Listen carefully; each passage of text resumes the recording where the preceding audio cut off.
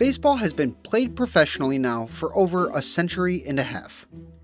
All throughout that time, generations of fans have attended ball games at various baseball grounds over and over and over again, allowing us to draw a straight through line to our ancestors via a long-standing communal tradition. Over that century and a half, ballparks have evolved from ostensibly public parks to multi-billion-dollar luxury facilities today. Regardless of all the amenities, one thing remains the same. Everybody's there to watch baseball. Today, we'll be talking about one of the first great ball grounds the sport ever saw. Located in the south end of Boston, this ballpark served as a primary home of professional baseball in the city for over 40 years. A dramatic story, complete with a dastardly fire, championship baseball, penny-pinching owners, and a franchise with an identity crisis. Welcome back to The Bad Baseball Fan. Let's take a trip back to the beginning of professional baseball and explore the complicated history of the South End grounds.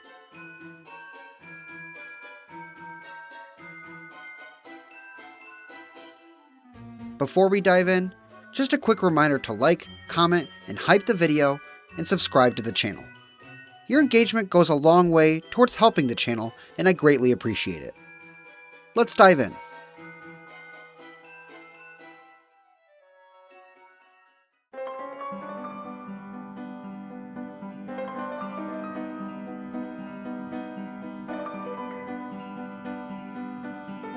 As the Cincinnati Red Stockings were proving to the world that baseball could exist in a professional capacity, they were quietly inspiring industrialists around the country. Despite dissolving following their 1870 season, their successes led to a group of gentlemen from Boston, led by one Ivers Whitney Adams, to establish their own professional team.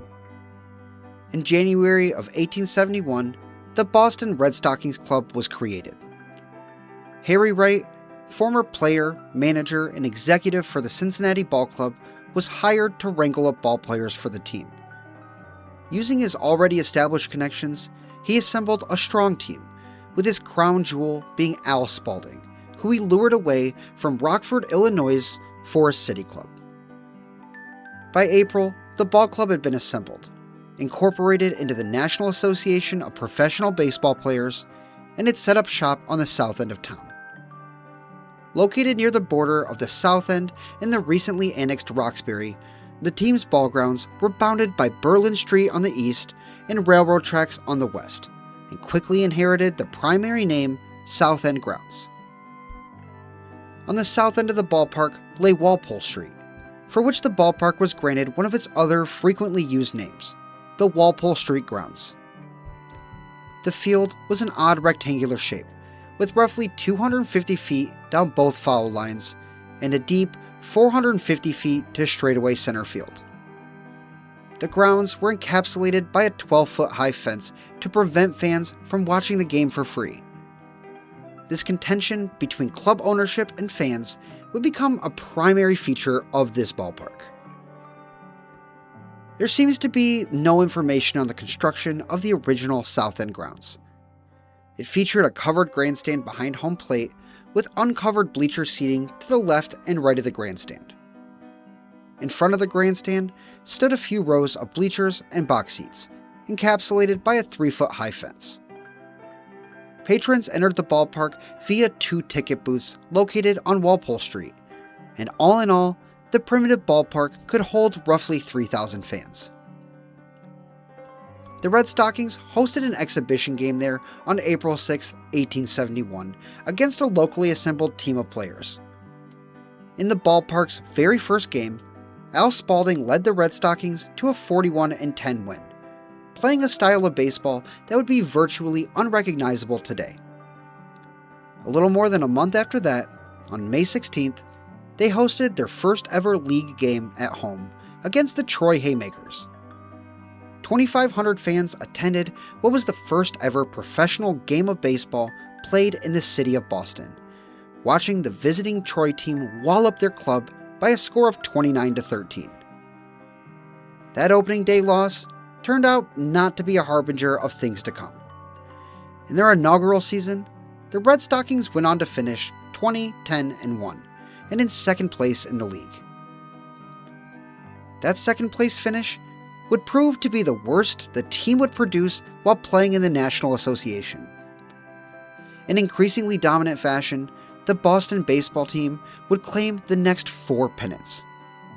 Winning 39 games in 1872, they claimed the league by 7.5 games over the Baltimore Canaries. 43 wins the following season saw them 4 games clear of the Philadelphia Whites. The 1874 squad won 52 games, and just as 2 years prior, claimed their pennant by 7.5 games, this time over the New York Mutuals. And then, their magnum opus, a jaw-dropping 71-8-3 season in 1875, clearing the second-place Hartford Dark Blues by a full 18.5 games. This extended run of dominance, as well as league-wide financial instability, directly contributed to the folding of the National Association following the 1875 season. Baseball's first professional league was finished, but from the ashes rose another, the National League. Spearheaded by Chicago White Stockings executive William Hulbert, 6 former National Association clubs and 2 independent clubs came together to form a new professional league, and the Boston baseball team was one of the inaugural clubs. The first chapter of professionalism in the sport was at an end, but a new and far more permanent one was dawning.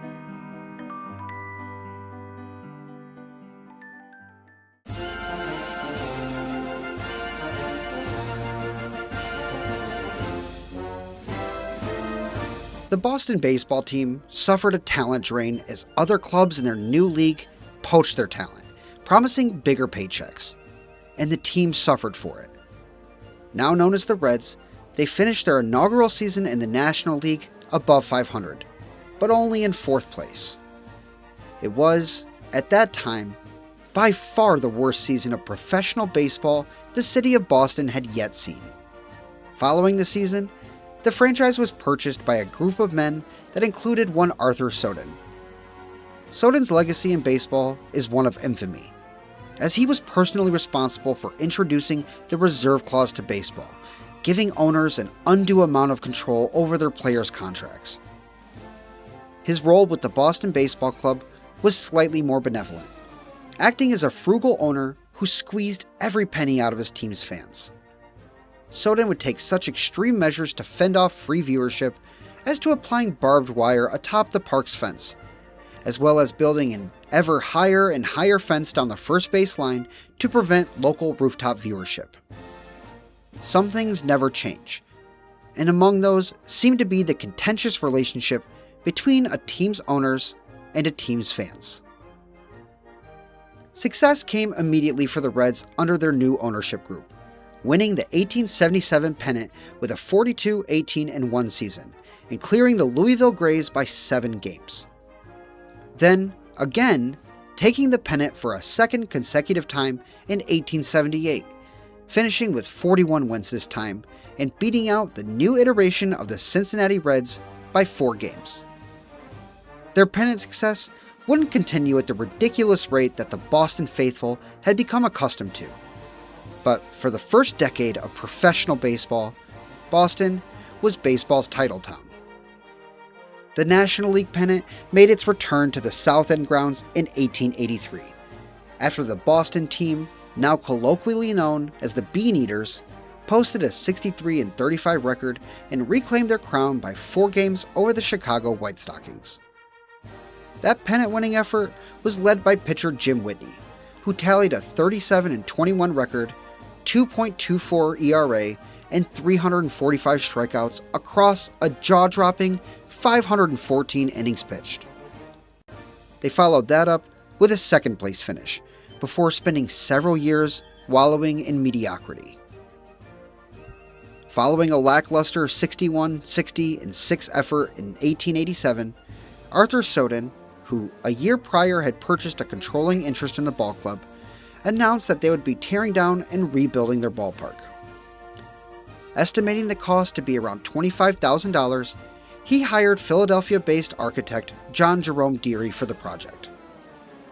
What Deary dreamed up was unlike anything else the sport of baseball would ever see. The original stands at the South End grounds were demolished, and construction began on the new setup. The layout was to be similar to how it was before, with a main covered grandstand flanked by uncovered bleacher seating. The main grandstand was double-decked, with roughly 2,800 seats, and featured 2 large turrets on each side of the outside, with 4 smaller ones adorning the roof of the grandstand, 2 to a side. The turrets were adorned with medieval-style witches' caps, a striking and popular architectural feature of the time. The ornamentation gave a carnival-type feel to the ballpark. With a modern eye, one can't help but think whimsy. Further bleacher seating was erected in right center field, bringing the new iteration of the ballpark to a capacity of 6,800 seats. Included in the rebuild were concession stands at the end of the infield bleacher sections, as well as restroom accommodations, both being very modern amenities for the time. This elaborate setup and decoration ended up skyrocketing the cost of the new ballpark.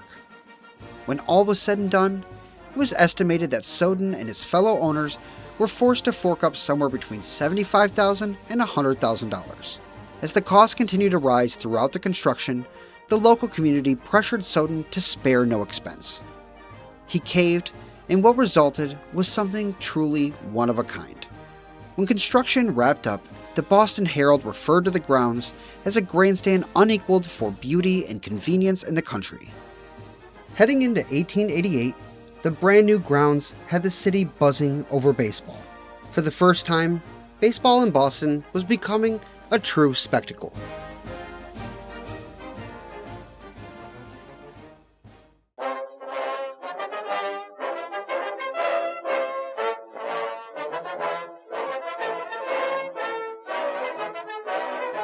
On May 25, 1888, the Boston Beaneaters played their first ever game at their new carnival-styled ball grounds. Over 15,000 people attended that game, flooding the newly opened ballpark with more than double the people it could actually hold. The Philadelphia Phillies made their way to Boston for the affair, beating the home team by a score of 4-1 and spoiling the opening day festivities. Regardless of the result, the ballpark showed its quality that day, and despite an easily dismissed 4th place finish by the team, they would go on to host over 300,000 fans throughout the year, an astronomical number for the time, and it would be nearly a decade before they were able to surpass that number. The rebuilt park, often simply referred to as the Grand Pavilion, hosted its first pennant-winning season in 1891. Led by 2 future Hall of Fame pitchers in John Clarkson and Kid Nichols, the Beaneaters recorded an 87, 51-2 record, winning 51 of those games at the South End grounds, beating out the Chicago Colts, formerly the White Stockings, by 4 games for Boston's 4th National League pennant. Defending their pennant in 1892, Boston had to navigate a reformatted National League.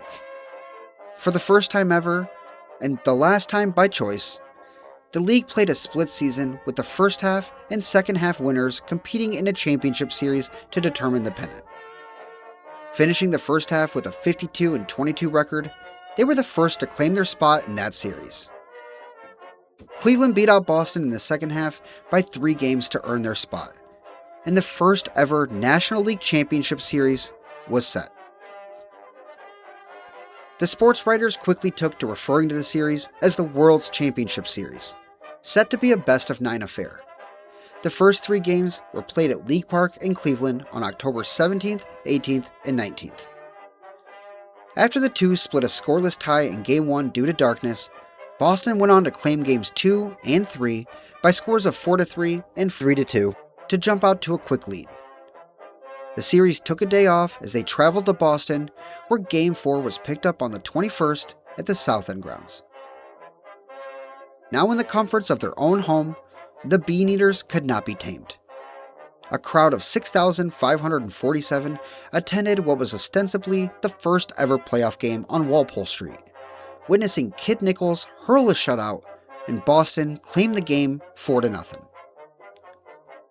The next day, the Spiders jumped out to a massive 6-0 lead in the second inning of Game 5, but they utterly failed to keep it, giving up 4 straight big innings to the Beaneaters to drop the game 12-7.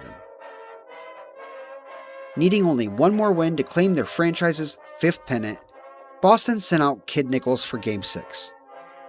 He gave up a 3-spot to the Spiders in the third, but his offense responded with a steady diet of runs, claiming the day 8-3. The Boston Beaneaters had won their 2nd consecutive and 5th overall National League pennant. The National League immediately abandoned the split-season format prior to the 1893 baseball season and returned to their old ways.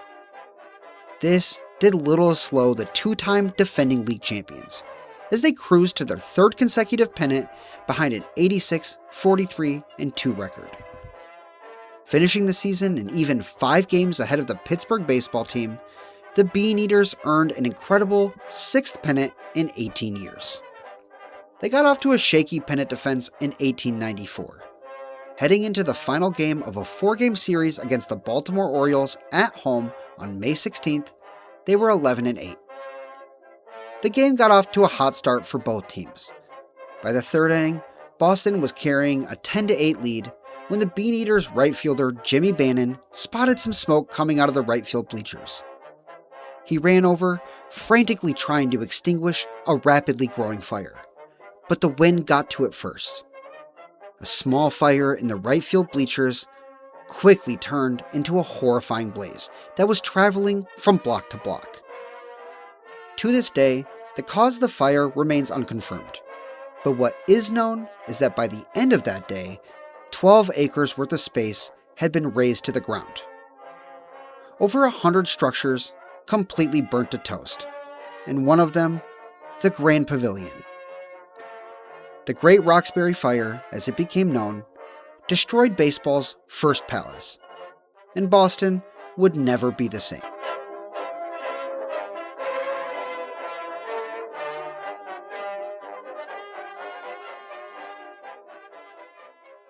Thank you for watching The Bad Baseball Fan. If you enjoyed this deep dive into the origins of the South End grounds, consider subscribing and turning on notifications. Don't forget to like and hype the video, and check out the store for merch if you want to rep your favorite YouTube channel. Anyways, thanks for being here, and I'll see you next week for part 2.